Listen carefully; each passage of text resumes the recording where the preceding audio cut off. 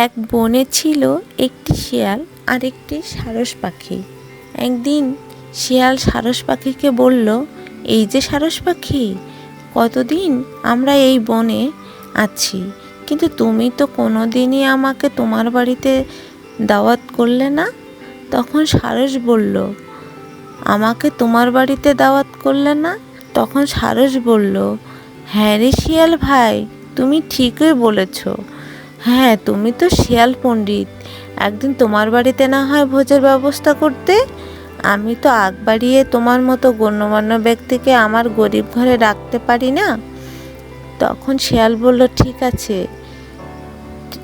আছে, গতকালই আমি নাদুস নুদুস একটি খরগোশ ধরেছি, তুমি আগামীকালই আমার বাসায় চলে এসো, কেমন? সারস তো মহা খুশি, সে রাজি হয়ে গেল। পরের দিন দুপুরে সে গেল শিয়ালের ডেরায়। শিয়াল সারস পাখিকে ডেকে অভ্যর্থনা জানিয়ে তার ডেরায় নিয়ে বসালো। তারপর তার সামনে দিল একটি বড় থালা, সেই থালার উপরে দিল খরগোশের স্যুপ। আহ, সে কি সুন্দর! সারসের তো খুব লোভ হলো, কিন্তু শিয়াল মনে মনে হাসে আর বলে, এত কষ্ট করে খরগোশ ধরলাম আমি, আর সেই খাবারে ভাগ বসাবে তুমি? তা কি করে হয়? এখন এই প্লেটে তুমি কিভাবে স্যুপ খাও, তাই আমি দেখব। সারস করুণ চোখে শিয়ালের দিকে তাকিয়ে বলল, শিয়াল ভাইয়া, আমার তো অনেক লম্বা ঠোঁট, আমি তো তোমার এই থালা থেকে স্যুপ খেতে পারছি না। তুমি একটি জগে করে আমাকে স্যুপটা দিতে পারতে, আমি ঠোঁট চুবিয়ে স্যুপ খেতাম। শিয়াল তখন দুঃখ পাওয়ার ভান করে বলল, আহ সারস, তোমাকে আর কি বলি বলো, এই প্লেট ছাড়া আমার আর কোনো পাত্র নেই।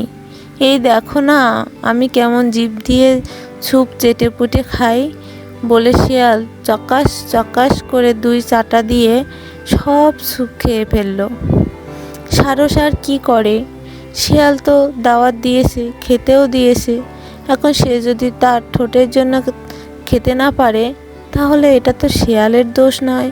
সে মন খারাপ করে বাড়ি ফিরল এবং 2 দিন পর নিয়ম অনুযায়ী শিয়ালকে তার বাড়িতে নিমন্ত্রণ করে এলো, সারসকে বোকা বানাতে এবং সারসের ঘরে দাওয়াত দিতে পেরে শিয়াল তো মহা খুশি।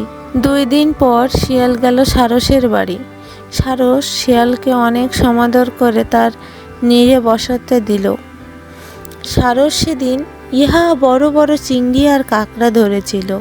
এমন সুস্বাদু খাবারের লোভে শিয়ালের জিহ্বা লক করতে লাগলো, কিন্তু লোভ করলেই তো আর খাওয়া যায় না, কারণ সারস সেদিন শিয়ালকে একটি গলার চিকন কলসিতে করে তা খেতে দিল। এমন কলসি যার ভেতরে শিয়ালের মুখটা শুধু ঢোকে, কিন্তু মাথা ঢোকে না। সে খাবার চোখ দেখতে পারে, কিন্তু তা তার জিহ্বার নাগালের বাহিরে। সারস মনে মনে বলে, কি পণ্ডিত শিয়াল, নিজেকে খুব চালাক মনে করে দাওয়াত দেয়া নেয়া করেছিলে না, এখন খাও, কেমন খেতে পারো। শিয়ালের ওই করুণ চেহারা দেখে সারস বলল, আহ শিয়াল ভাইয়া, খাও না, এই যে দেখো আমি কেমন কলসির মধ্যে লম্বা ঠোঁটটা ঢুকিয়ে কেমন মসমস করে চিংড়ি আর কাঁকড়া খাই। বলে সারস পাখি তার খাবারগুলো সব সাবার করে ফেলল। সে ধূর্ত শিয়াল পেট আর দায় নিয়ে নিজে বাড়ি ফিরল। তো বন্ধুরা, ভিডিওটি দেখি কি বুঝলে? অন্যকে ঠকালে নিজেকেও ঠকতে হয়। আমার এই ভিডিওটি যদি তোমাদের ভালো লেগে থাকে, তাহলে ভিডিওটিতে একটি লাইক এবং চ্যানেলটিতে সাবস্ক্রাইব করে দিও।